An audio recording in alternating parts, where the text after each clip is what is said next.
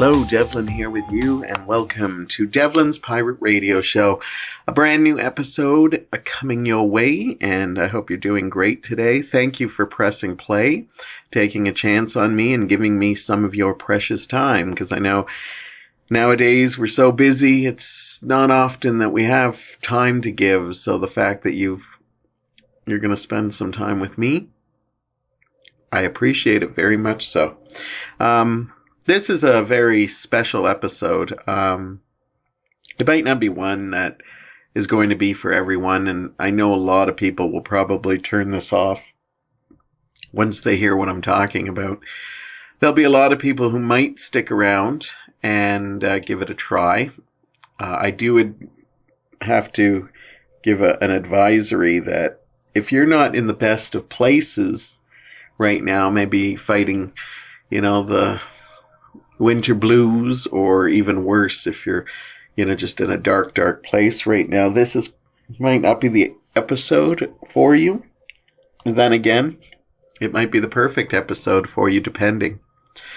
I fight depression. I've never been officially diagnosed, but I get it. I call it my demons, and my demons come in and, basically try to play with my heart and head. I don't think they actually get to my head too much. We got some sirens going on, a little anxiety building there. My demons don't get to my heart too often, but they play enough with my head that they make my head and heart out of sync. So I have a fabulous life. It might not be fabulous to most people, but to me it's kind of perfect. I have a great guy in Mike, and I've got some wonderful friends. I have 3 of the best friends anybody could have. I don't have the greatest job, but I don't hate it. I like it. I like what I do. I like a lot of the stuff I do, and most of the people I actually really like there. It's obviously, it's not the greatest paying job, or I don't get the most hours, but you know what? I like my spare time too, so I kind of like that too. And I get to create. I have some outlets. I do teach improv a little bit still. I get the odd show here and there. We just finished up another edition of How We First Met. And I do my podcasts. I do role playing with my friends, and I do video reviews with one of my really good close friends, Damien Troutman, that I like to promote now and again. And yeah, I love it. I get creative release. I got money to pay the bills. I buy my little toys that make me happy. I don't smoke and drink. Yeah, no, I'm not perfect. I'm not trying to say that I am, but I do deal with depression. And sometimes it just comes on. And I've had people upset about me because, I told you could talk to me about it. And sometimes I can't talk to people about it because when I try to talk to people about it, I feel like I'm going insane. And if I feel that way, I can't even imagine what they are going to do. So what I decided to do is, I've talked about depression in the past, and I talked about where you can get help. Now, for me, getting help, I don't know. I've been thinking a lot about going to see a counselor or a psychiatrist or a psychotherapist or whatever. But I'm not against it. I know a lot of people, I go to it, and I'm not one of those people that certainly rolls their eyes when they hear, like, oh, you're going to a psychiatrist. I'm not that way at all. If it helps, I'm all for it. I've had a lot of people ask me if I take drugs or if I consider it, and I don't. I take I take drugs for my cholesterol, my high blood pressure. I take it for my diabetes. And I just don't want to be taking pills for every little thing. I think doctors get into a habit where it's the answer for everything. I also know some people that swear by these drugs, and I think, and again, I'm not even putting down the drugs. There are some severe cases of people who need these drugs. I don't think I'm a severe case. And I think if, you need the pills, absolutely. But I think they'd just be giving it to me as a relief. And the problem I have is a couple of people who've been honest with me have told me that it does take away the lows, but it also takes away the highs. And I don't want to lose those in life, because there is not a lot in life that, you can really look forward to. So I get excited by some of the smallest things, and I wouldn't have that if I took the pills. Not to mention, I've heard horror stories about how they constantly have to change your pills, or if they're not working, or trying to find the right ones. And to me, that's just getting crazy. So what I'm going to try to do is I'm going to try to take you back to a couple of weeks when I went through this little dark period. Now, I'm not talking the blues. I get the blues once in a while, but that's okay. Everybody does. I'm talking when I go into deep, dark depression, and I went through one for about 3 days, definitely, but it was probably a little longer than that. But 3, I definitely, and I'm going to take you through all the phases of what I go through, and I'm going to try to be as candid as I possibly can. So there might be some disturbing things you might hear in this. Probably not. But, depending on your love for me or how well you know me, you might find some of the things I say a little disturbing. But I don't want to censor myself. My podcast has always been my way of talking and just being blunt. I try to fake it. I work retail, so sometimes you're in a bad mood and you fake it. And I'm pretty good at it. I don't like being fake. And I sometimes in the real world, I have to be fake. I don't like it. I try not to be fake, but I don't care what people say. You kind of have to be. But there's so much fake in the world. You don't even think of it as being fake, because you meet people that are so fake that if you're being just a little fake, you're probably being closer to yourself than they are. But, yeah, I'm going to try to explain, and I'm going to sound like a ranting lunatic at times, because I don't know what brings me to this place. So it was a couple of weekends ago, and everything was fine. I was actually in a good place. So it starts off, like, as I said, it can come almost instantly. So what happens is I was just having a regular weekend where everything was going fine. I was meeting up with friends, doing some stuff and everything. And, there was a couple of little situations that had me a little concerned. Somebody I like to talk to on a regular basis, we kind of make a deal to talk every two weeks. We hadn't been able to connect. He would contact me, and then I would contact him a couple of times, and then we just stopped contacting each other. It's kind of like okay, you try a little bit, then I'll try a little bit, and then we keep going back and forth, but suddenly he just stopped. And then I got an email basically telling me, that he apologized, that it's been so long, and that he knows that it was his turn to try and contact, and basically he felt bad about it, and he just said he was just busy and stuff like that. And I totally got it. I said, well, we'll just keep trying. And, since then we have talked. So that's all cleared up. But so that was in the back of my brain, because basically what happens is I accept it, and I'm like, yeah, okay, life gets busy. And I sent back an email, made him feel all right that, yeah, we'll talk next week for sure. We're going to work everything we can. So the weekend went on, and little things started happening where my head starts kind of overthinking things. And that's when the demons kind of come in and start trying to manipulate things. And my mind wanders, and it can happen anywhere. It can sometimes happen, when I'm at work. It can sometimes happen when I'm just here hanging out. Sometimes it just gets under control. And I was just thinking, you're telling me that in this time and age, when we are always close to a phone, There constantly, is no way that that person could have emailed me or just wrote a quick note to say, yeah, sorry, I couldn't call you last night and stuff like that. Or there was absolutely no time. And then, I try to shrug it off and like, stop it. It's not always about me. They have lots of other stuff going on in their lives. And then what happens is I get little things saying, so they can go and do other stuff, but you're not important enough for them to take like a half hour for a quick phone call. And then my mind just tries to shut it down and stuff. And so then, I spent time with friends and forgot about it. And like this would just keep gnawing at me.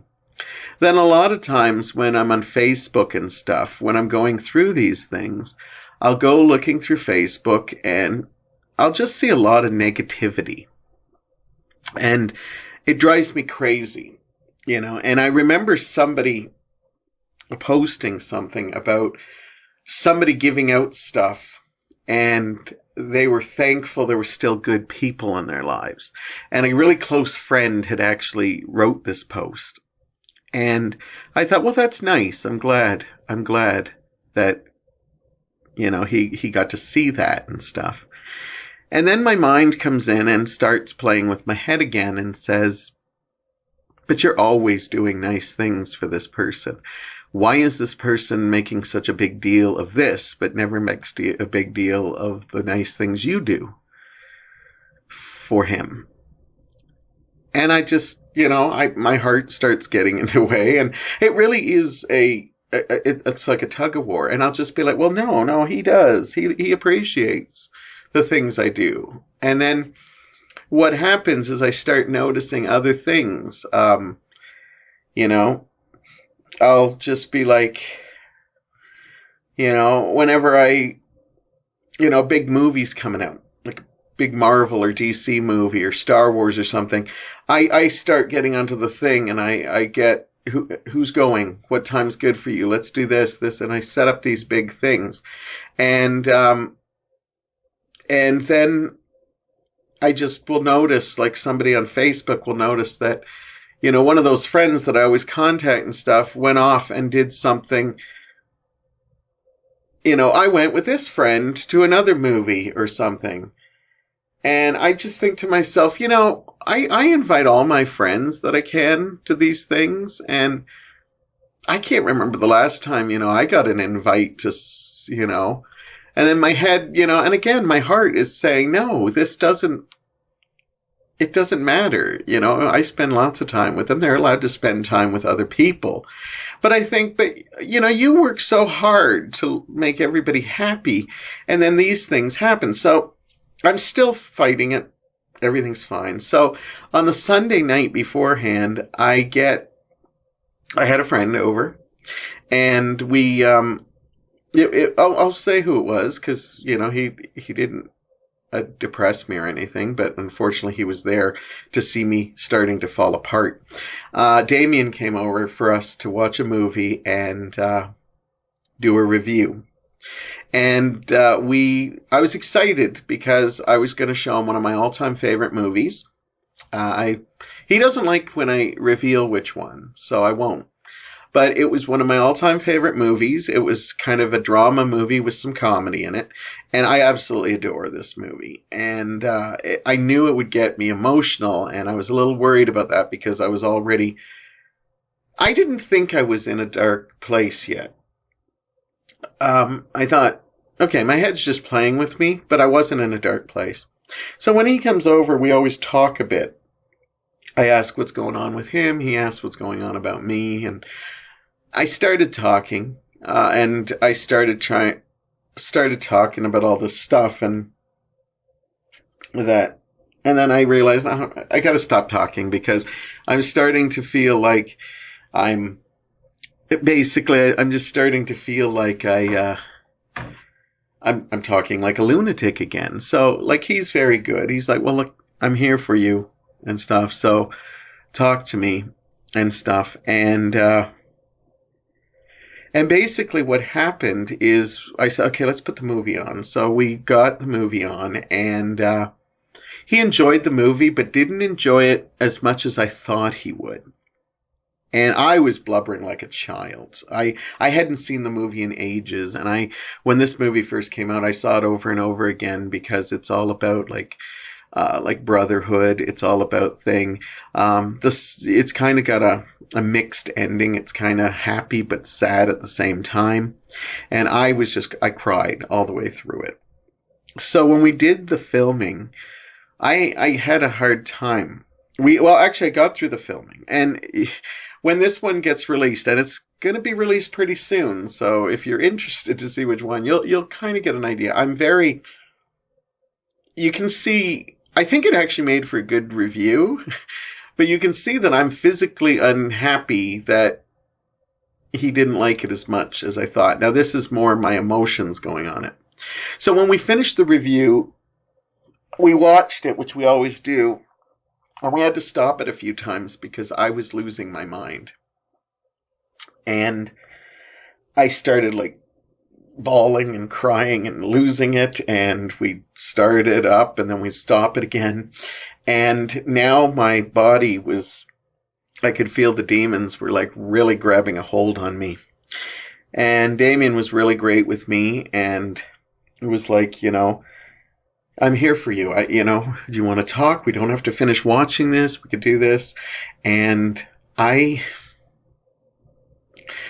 just kind of wanted him to just put his hand on my shoulder, or, give me a hug and just say everything's going to be all right and that. And I don't know. Normally he does that kind of thing, but he didn't. And I noticed a couple of times then what happens is my demon starts analyzing body language, and my head was starting to tell me that I don't think he really wants to be here right now, and he would rather be anywhere here. Now, he never said those words, and he maybe never even meant them, but I'd noticed little things in the body, like it's just like we were in the same room, but it seemed like we were miles apart, and we weren't connecting. He just seemed cold to me, and I don't think he was. I think this was my demons. So Damien, gave me a big hug as he left, and he went. And I told Mike I kind of broke down while we were filming the thing, and so Mike, comforted me, but he also gives me space because he's not sure what I need, but he tries, and that's the wonderful thing. It's when people don't try. I understand, like, sometimes you're not in a place where you can comfort someone. So right now my demons are really taking over me bad. So I wake up the next day, and I didn't get a good sleep at all. I think I woke up, I went to bed at around 10, and I woke up like about 1:30 and went back to bed at about 4:30 and had to get up for 5:30. So it was a really rough night. Basically what happens is I finally get to sleep after my head's thinking of everything, like everything, and all the stuff of, my demons are telling me, this and that. So I wasn't really in a great mood when I went to work. When I went to work, I wasn't my cheerful self. I usually walk into the back warehouse and I'm just like, good morning, everyone. And I didn't do that. I just didn't feel like it. I had my Walkman on high, and I just kind of walked in and just punched in. And I have to admit that it does make me happy to know that I always feel like I'm an invisible person, but I can always tell that people know when I'm in a bad mood because I wear it on my sleeve. Like, I literally had customers say, "You don't seem your cheerful self," because when I was on the floor, I tried to do my best, but I don't lie about it either. So I told my supervisors I wasn't in the best state. But the thing that amazes me is in all 3 days that I wasn't in my best state, I literally just what's the word I'm looking for? I still give better customer service than some of the people that I work with. And I think my supervisors know that. So I got through the first day and there was no things. I just was just quiet, kept to myself, talked to the customers when I needed to, talked to my supervisors when I needed to, talked to my fellow employees when I needed to. People knew something was up. Some people don't, but as I said, I wear my heart on my sleeve. Went home, had no plans that night, and that was good. Now, I'd already done the podcast. I already had a picture ready for it. So I asked Mike, could you bring it to Heather Corda, and she can edit it.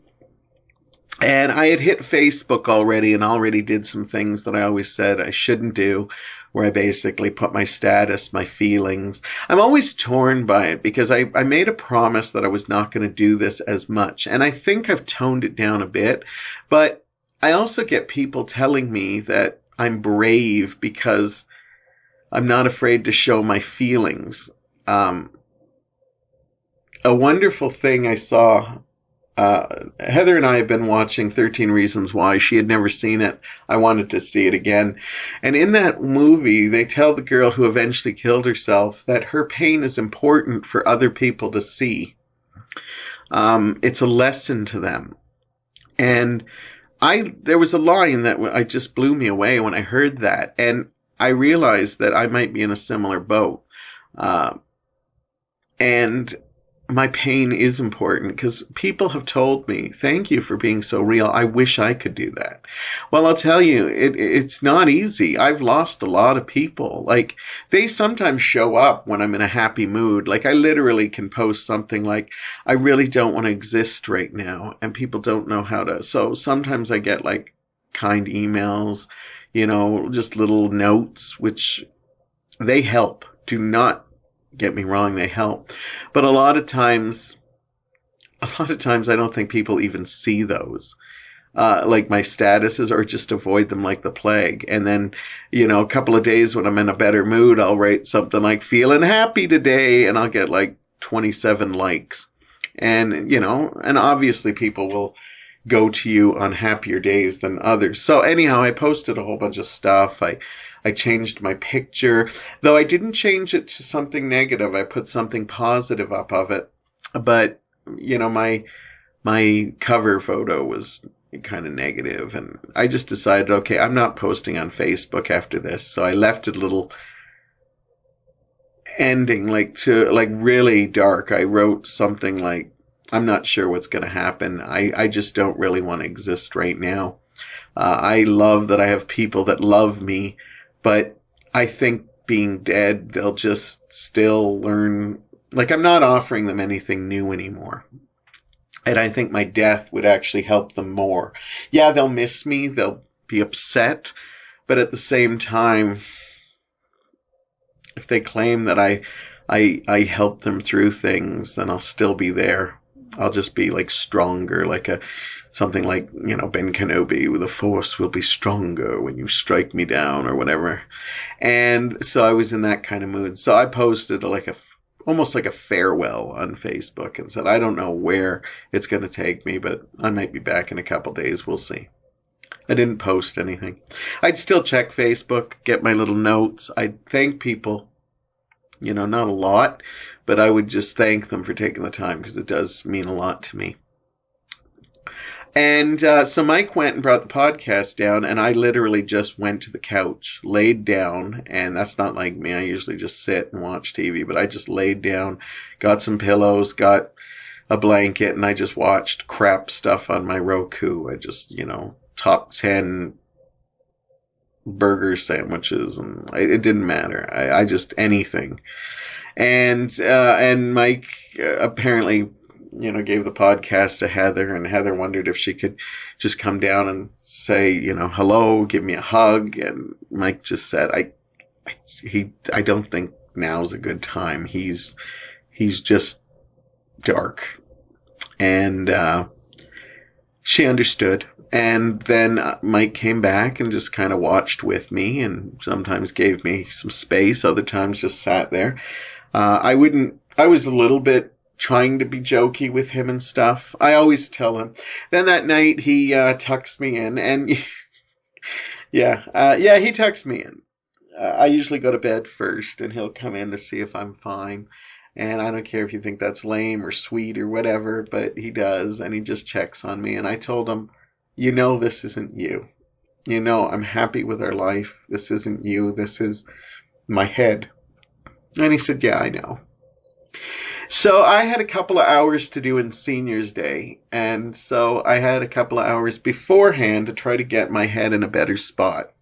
I woke up still feeling a little dark, but I needed to muster up some stuff. A wonderful lady wrote me some stuff from information, and we got into a really, really bad conversation. And basically, as I said, I was like listening to music, trying everything I could to get out of the thing. And this lady thought that I just didn't want to talk to her because I didn't know her very well. And it wasn't the case at all. I was very polite to her and thanked her for the information. I know she has dealt with mental issues too. And I thanked her, but I said, I really don't want to talk. I'm not talking, and that's it. Thank you. We'll have a coffee soon.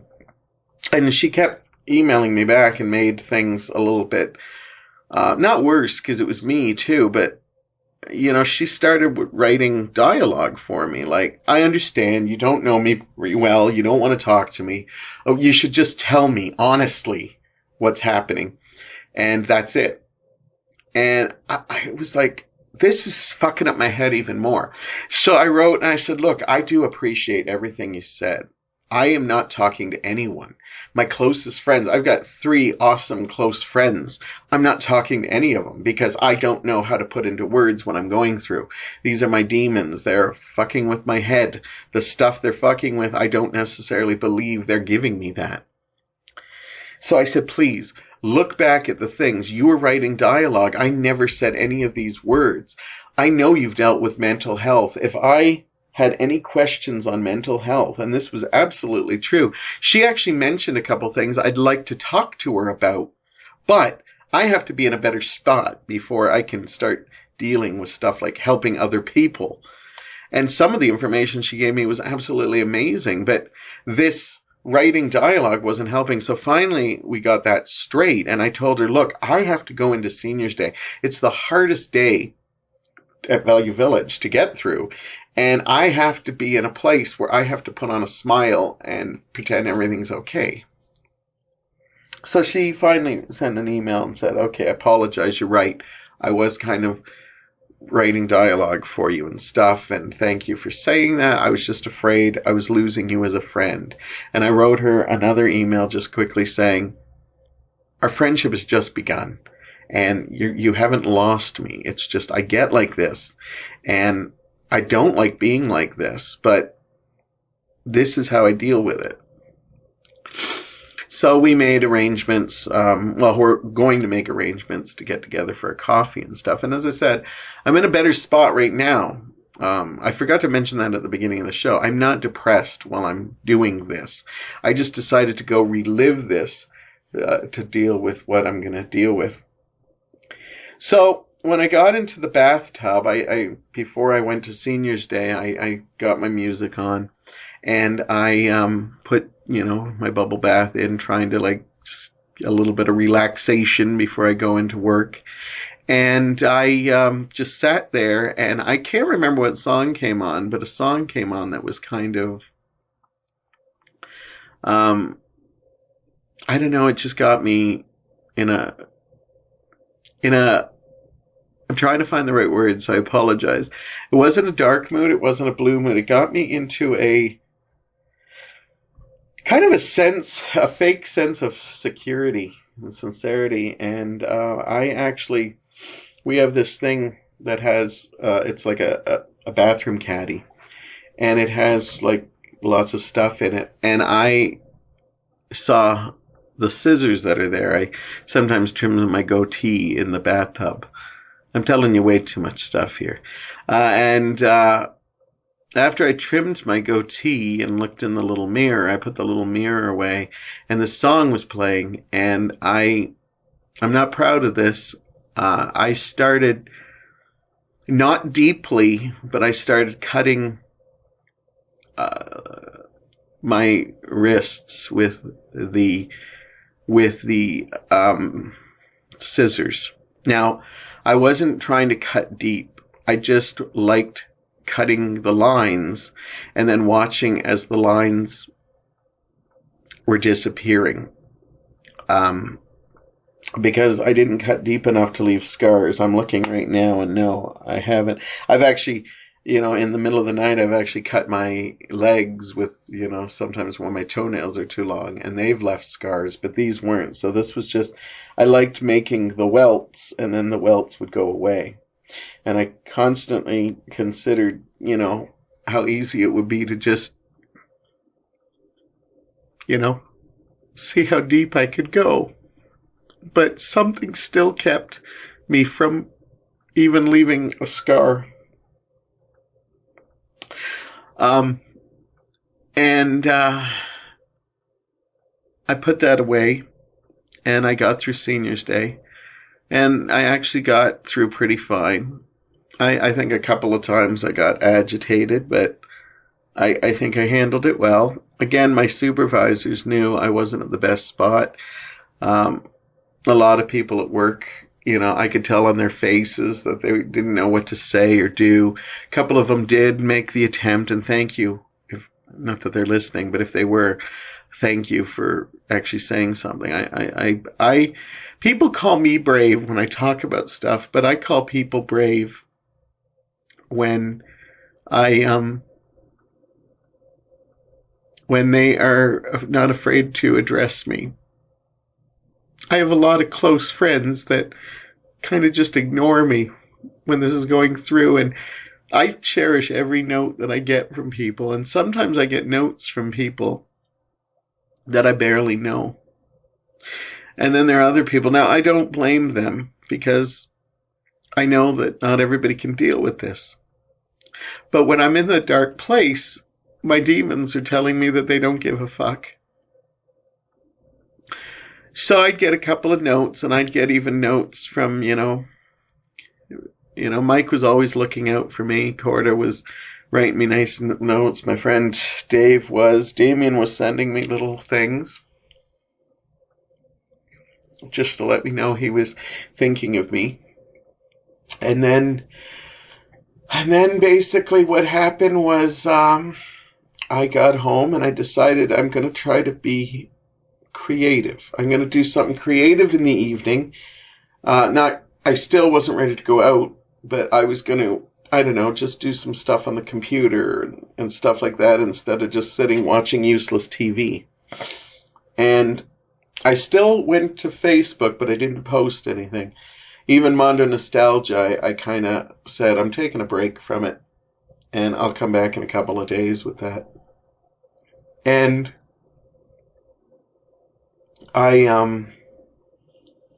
my head was constantly playing with me. Suddenly I was looking at some of the emails that people were sending me, and some of them were just really quick notes, and I'd go from 1 minute being touched by them to the next minute thinking well, some of these closer people, you think they would call or write a little more, you'd start seeing the words, I'm here for you, and I wanted to call. I wanted to make calls.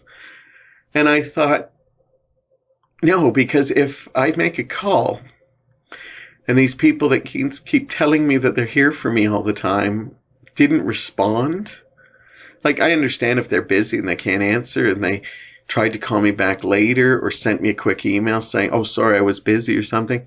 I get that. But if I called and I just didn't get them and I got voicemail, then I'd probably have left a really horrible voicemail and feel a little thing, and I was darker about it. So So I kind of wanted to reach out, but at the same time I didn't. I did talk to Mike a little bit, but we didn't talk a lot about the depression. We just kind of talked about stuff that just kind of got my mind off of it. I'm never harsh or negative to him. I'm just more somber. So day 2 went, and day 2 I got through. As I said, I cherished all the notes and stuff I got, even though the demons were playing around with my head and stuff like that. You know, where I'd check my Facebook and, see everybody living their life. And it's like, see, people don't even notice that I'm not here anymore.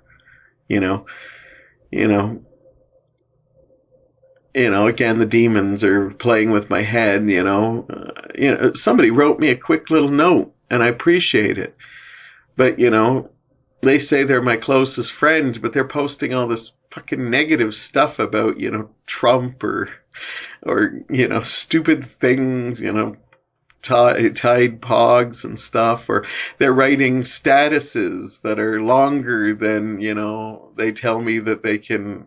I don't have much time to send you this note, so here it is. And I know it's not all about me, and I know there's that part I told you when I went through the 8 brutal things you need to know, that their lives don't revolve around me and stuff. It's just, why do people tell me all this stuff? This is kind of what my demon's telling me. Why do people tell me how important I am, how I'm their best friend in the whole wide world, I'm very close to them, and then I'm like, exactly how are you here for me? Like, how? If I heard you were like in the darkest days, I would be clearing my calendar. I'd be trying desperately to get to you, to just talk to you. I'd be phoning you. I'd be trying to like get to see you, give you a big hug. And, I couldn't just leave you with just like get 2 notes, 2 sentences on a thing. Like, when you're ready, because my head's thinking they care, but they don't. They care. That makes them feel good. By posting that makes them feel good. But they just sit back and hope, okay, he's survived every other time he's been depressed. He's survived suicide attempts. He has survived all this stuff. I just pray to God that the next phone call I don't get is Mike calling me, telling me, guess what? He finally did it. Yeah, we've lost him.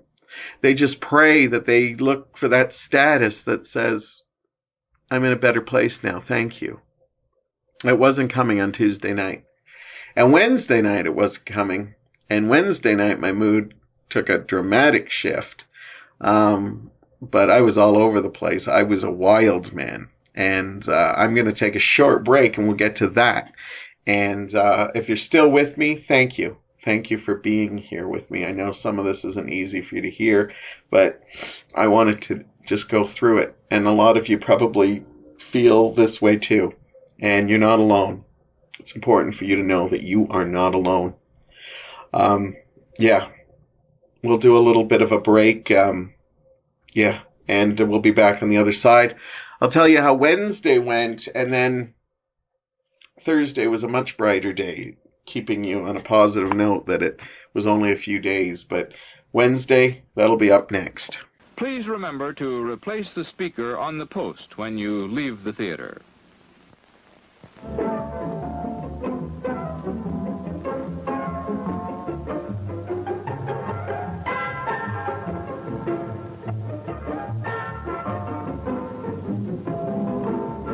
Devlin Bishop back with you here on a special episode of Devlin's Pirate Radio, talking about the last depression I went through. I just kind of really tried to pay more attention to it and deal with. I decided I wanted to talk about it. It's been a couple weeks, so again, I remind people I'm in a better place right now while I film this. I couldn't do this depressed. If I did, I'd sound even more crazy. Anyhow, as you've heard, I had Monday and Tuesday were pretty dark. Wednesday was also dark. Still really not a lot of hope coming in. Well, there's always hope. I hope everybody feels that. there's always hope. I have enough people in my life that love me, that they are my hope, and they stand by me. On Wednesday, I woke up and I had another day of work ahead of me. And I really wasn't feeling it, but I decided I'd take it on in a new way. Sometimes I channel my depression and decide to go in and just be over the top. Just be crazy and over the top. And, yeah, I decided I'd do that. So I listened to, excuse me, it's not often you yawn during a very special edition. But, yeah, my sleeping wasn't still getting better. I was a little bit. I got a little bit more sleep, but I was up fairly early. I think I was up 3:30 this time, and I just didn't get back to sleep. So what happened was I took on my work totally like I was just going to be like, I'm going to be over the top me. I'm going to be the over top Devlin they love to see at work. So I came in. I couldn't bring myself to say, I think I just said good morning. I didn't say it in my jovial way, even though I was doing the over the top thing. And I went in and I just was trying my best. I tried my best. I was faking it in a big way, like really over the top productive. I am also very sarcastic in that, and that's my big problem.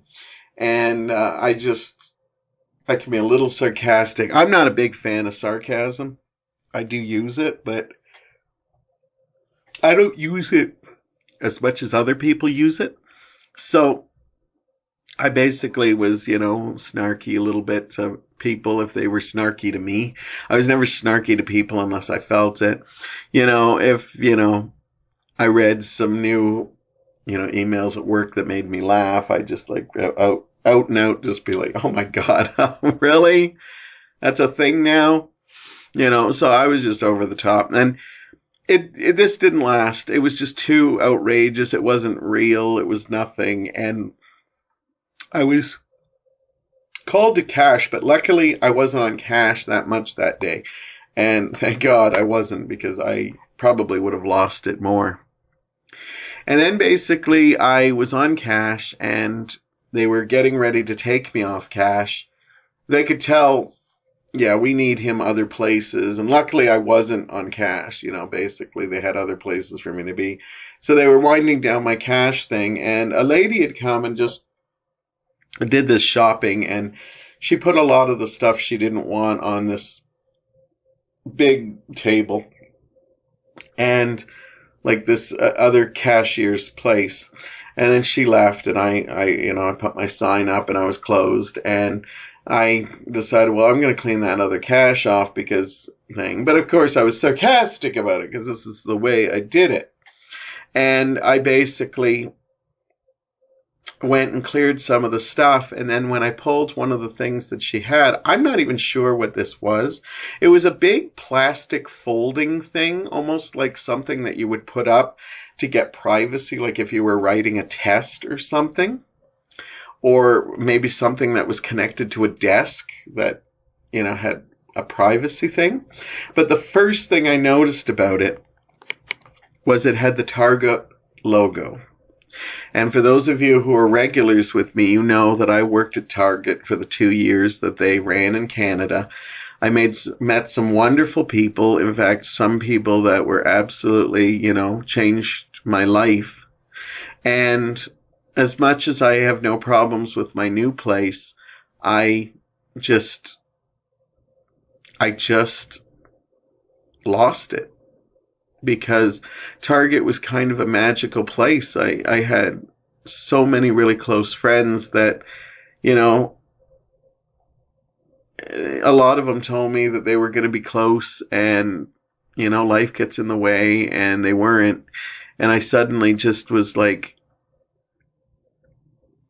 it's one of the reasons I've been dealing with a lot. In the last couple of years, I really started seeing what life is like when people just tell you what they want to hear.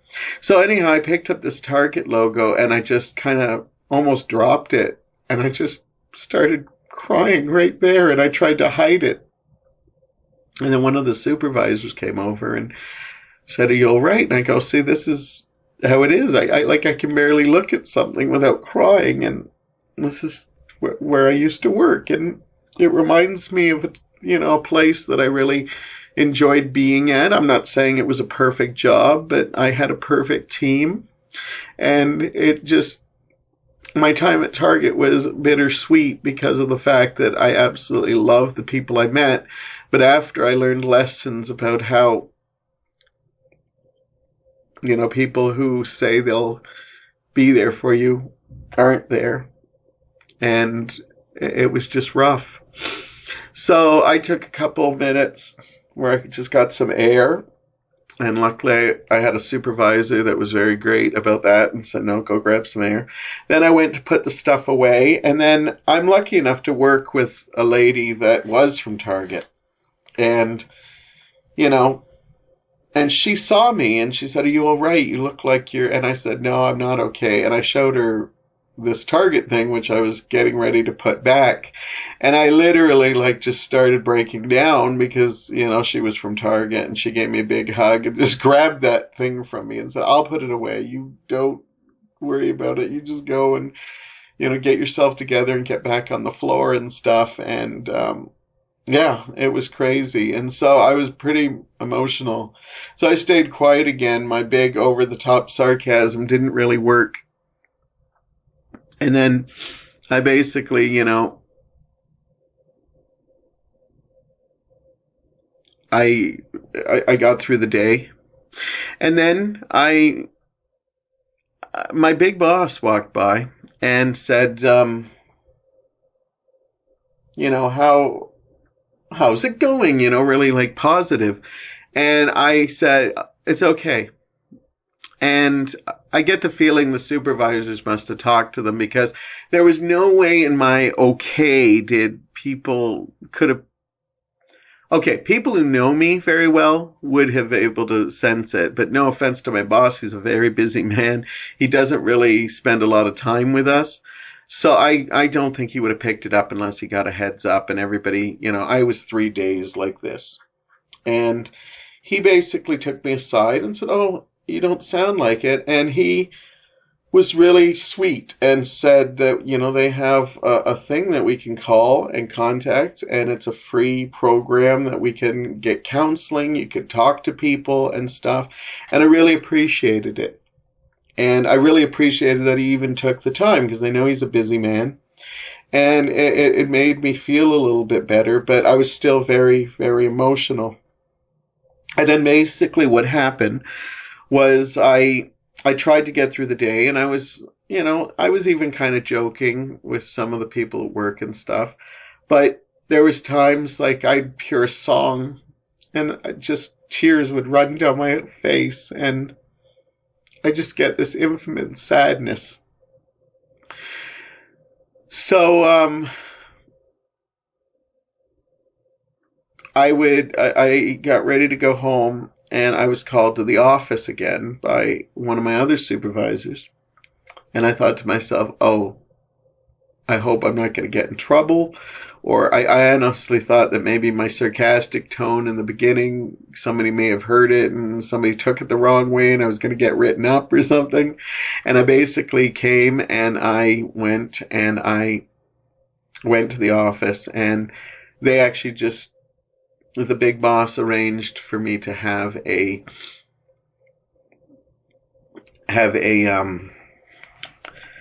brochure with all the information I needed for it. And my supervisor said he wanted to make sure you got that. And he was very nice to also say, "Unless you want to talk about it now." And I told him it wasn't work related. I have this thing where, suddenly I don't want to be in the world anymore. And I guess those words are things, they didn't want to hear and stuff. And who does want to hear? And they were very good about it. I was actually quite surprised. And I thanked him for it.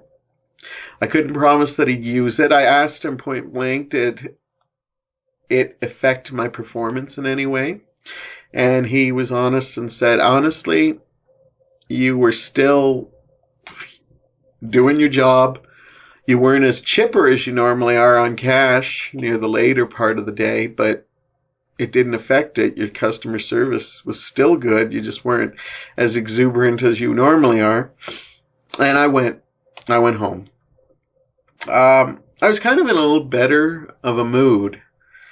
And I had a nice meal with Mike, and we chatted a bit, and I told him about my positive experience with the bosses and stuff.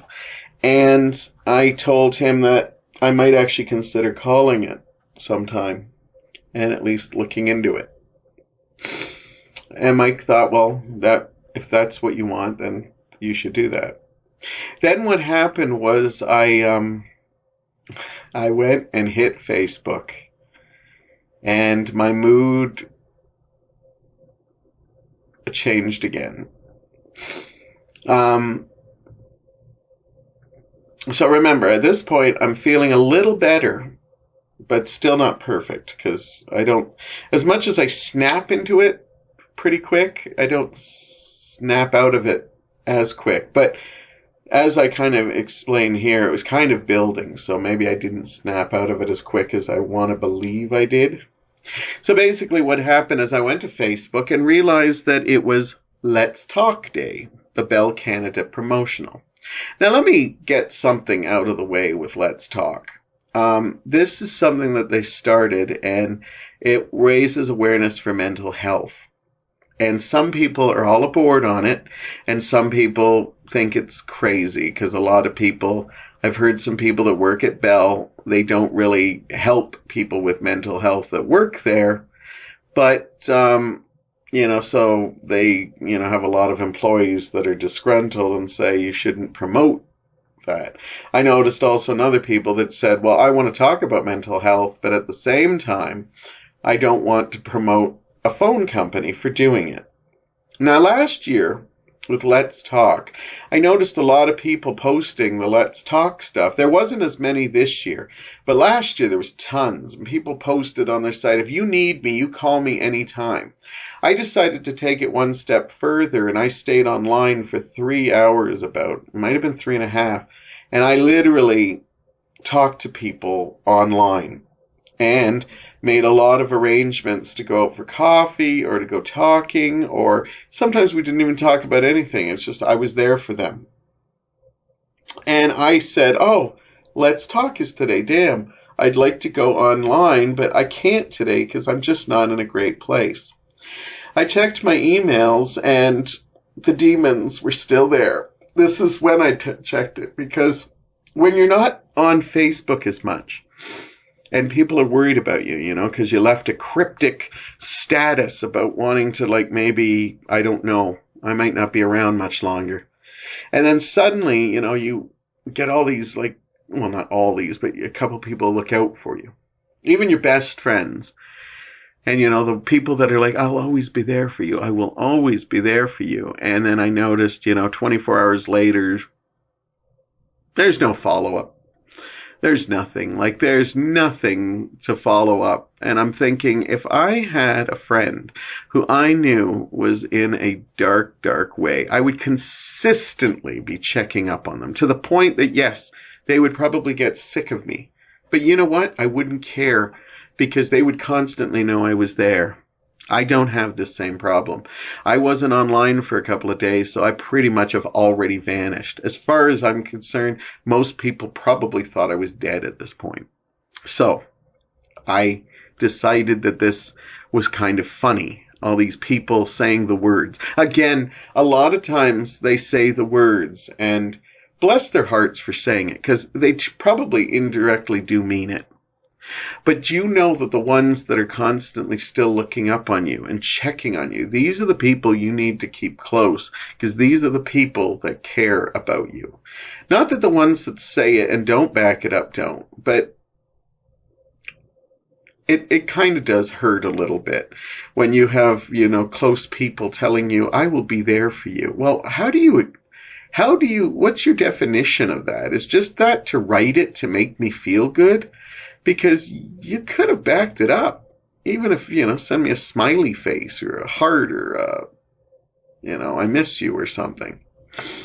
Now, You're not on the canvas, you're not anywhere. So I wasn't going to add any more to that. So I decided I can't do the online thing. I'm just not in that place. So I said, well, it's Let's Talk. If these people that really care about talking, then I should be getting at least one phone call. One phone call to check up on me. I didn't get no phone call. So this Let's Talk thing, it's there so people can put it on their Facebook to make them feel good. Now, there were some people that were putting down people that were putting these statuses up, and I just want to defend the people putting it up. I don't care what your thoughts of Bell are or what they actually do for their employees.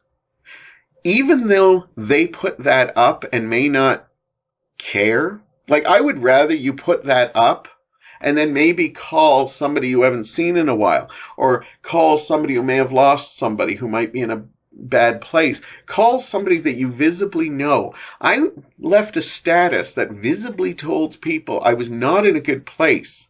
I should have got a telephone call that night from somebody. Maybe not a stranger, but I have a lot of close friends who could have easily picked up that phone. Now, the people that do put that but have no interest in calling people, I have no problem with that. They are still making it known that they support this and it is a good cause. The people who are putting those people down for putting, I can't believe people are putting the Let's Talk up to support Bell when Bell is absolutely crap. You know what? I don't think those people are picking up their phones and calling people that they know are in distress either. At least the people that are putting the Let's Talk thing up are making an effort to get help. See, people always talk about, let's talk about mental health, but it's just fucking talk. Nobody wants to talk about it. Because I can tell you, I am depressed on my thing. And I will get a handful of people looking out for me, and I cherish those people. But all these people that are putting it, they do not send me things. They're not worried for me. Once in a blue moon, I'll bump into them in the street, and they'll actually look at me and say, I just didn't know what to say, but I am very worried about you. Do you know what happens when you worry about people that claim to be suicidal or depressed? And you decide, I don't know what to say, so I'm not going to do anything. Well, in my case, I've always said I probably will never kill myself because I just can't do it. So yeah, I can understand why people would ignore me or say, oh, he'll be fine. But you know what? I posted something before all this saying, I get why people kill themselves. Because so many people would rather be silent and not deal with it and then pray to God that these people are going to be fine and somebody else did the heavy lifting. Well, guess what? Then you find out, you go on Facebook one day and find out somebody killed themselves and you realize, wow, maybe I was the person who should have cared. But no, we don't do that. So before you pass judgment on people who put the Let's Talk stuff, they're actually doing something. It might be the bare minimum, but it's still the bare minimum. You complaining about Bell, it's not like you're, well, I got to go now. I got to spend my evening calling people that I know are in dark places. Last year for the BellCon, I once was in a really bad place. And I actually had a really close friend who always says they're there for me. Post, please contact me. Give me a call anytime you want. I'm probably one of their closest friends. And if I had called them, they probably would not have answered. And I know this because it has happened. And yet here they are posting to every stranger they know, I will be there for you and stuff, but their best friend? A lot of times it's attention getting. You think people who are suicidal are attention getting? The people who say they're caring are a lot of attention getting too. Look at the people who commit the actions. These are the people that really truly want to do something. They're true. I'm not saying the people that say it don't mean it. Some people just don't know how to deal with it. But fuck, we got to get our panties, we got to get our panties straightened. That's a horrible term. But we need to step up because people are dying. People are dying. I'm lucky I have people that are looking out for me. Might not always be, my best friends and stuff that I want to be there for me. I would love to have a friend just show up at the door and say, "Are you okay?"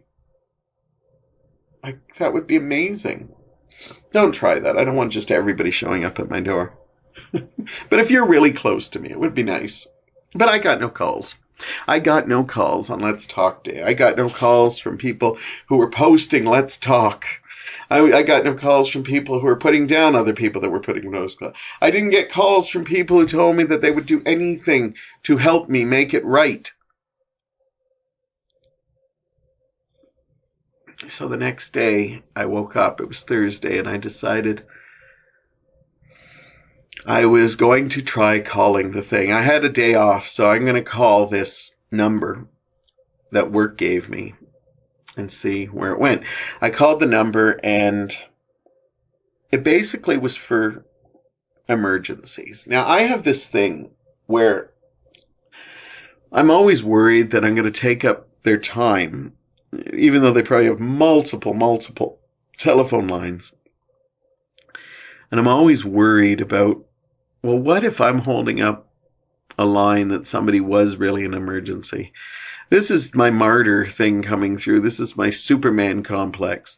So I felt this is an emergency. So I listened to the other options, and they had like setting up counseling, and they had, I forgot what the other one was, but they had, stand by to find out like tools that you could learn.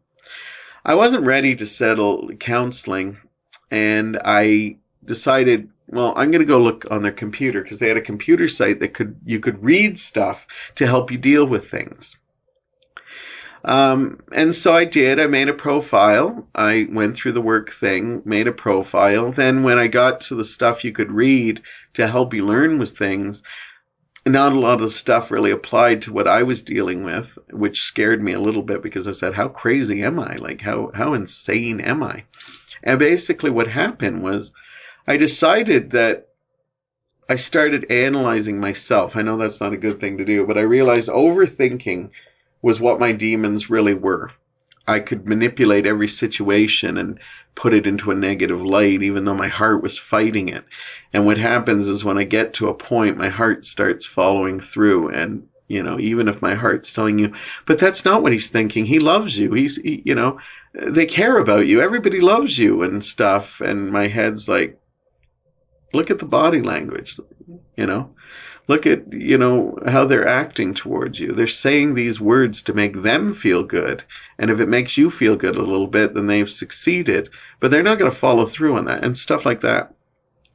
So I decided to start doing some research. I had a couple of hours free, and I went online to find techniques on dealing with overthinking, reading about other people who may be going through some stuff like that, and finding little tips on how to deal with it.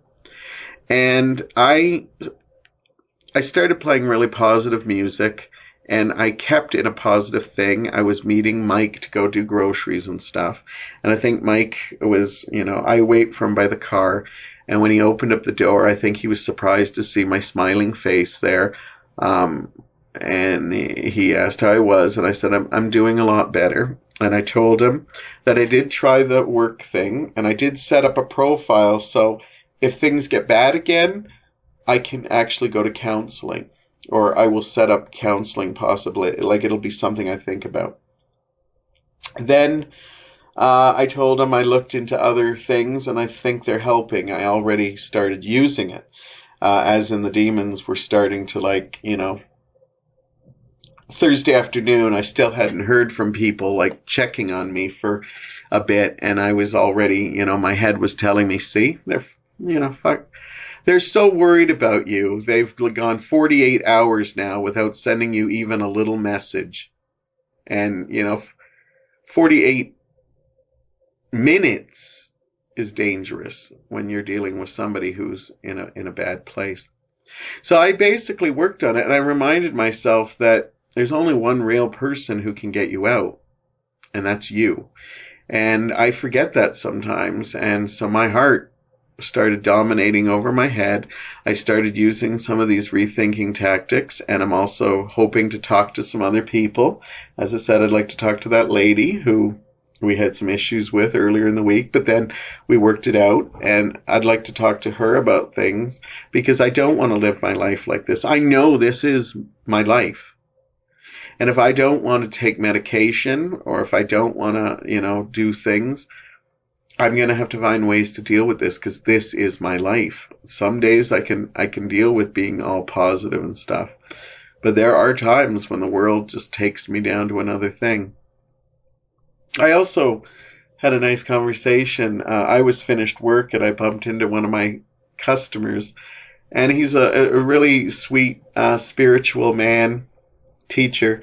And we had a wonderful conversation about how we have thing. I would love to sit and talk with him, but I don't want to it's just odd to say, hey, do you want to go for a coffee sometime? I'd really like to talk with you. I'm okay to do that with people I know, but somebody I just talk to once in a while when they come into my cash lane or if I'm on the floor. But we had a really nice talk, and he reminded me that you can have all the people on your side that you want, but you have to be the one to be on your side first. You have to make the big moves. You can't expect other people to. Yes, people should be there to support you and give you positive things, but at the end of the day, you have to be the one who does all the yeses and decisions and stuff. And I started doing that, and I started climbing out of my hole. I'm saying I'm in a better place now. I'm having moments, though, here and there, but they're not as bad. These rethinking things, overthinking things have been helping a little bit.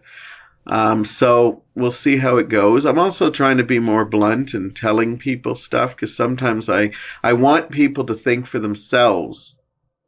But when they don't do what I expect them to do, I get pissed off at them, and I think, well, maybe people don't think like me and stuff.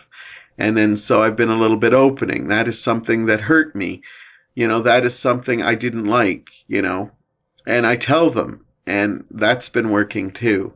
And I'm being patient with people, even though sometimes I expect too much from people, because I like to give a lot. And sometimes I remember that not everybody is like that.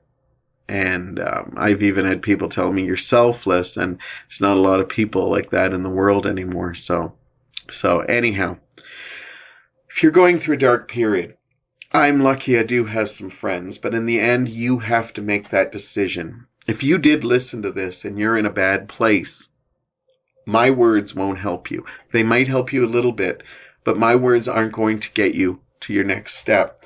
So as always, when I talk about this kind of stuff, I do like to have the phone number with me. This is the Canada-wide Suicide Prevention Service. And I want to give you the number, because if you are going through any of the parts that I just talked about, I want you to call 1-833-456-4566. You can also text 45645 or chat crisisservicescanada.ca, all one word. Okay, again, the toll-free number is 1-833-456-4566. Text 45645, and the chat line, all one sentence, crisisservicescanada.ca. If you put in line, look for the Lifeline Canada Foundation in your computer. If you put that in there, it will take you to a site that also breaks down citywide things. So if you want to talk to somebody more in your city, it'll also give you the kids' help phone line. If you're a young kid that's listening to this and maybe having some difficulties, it also breaks down all the places you can go in all the provinces. It also has the First Nations and Inuit Hope for Wellness.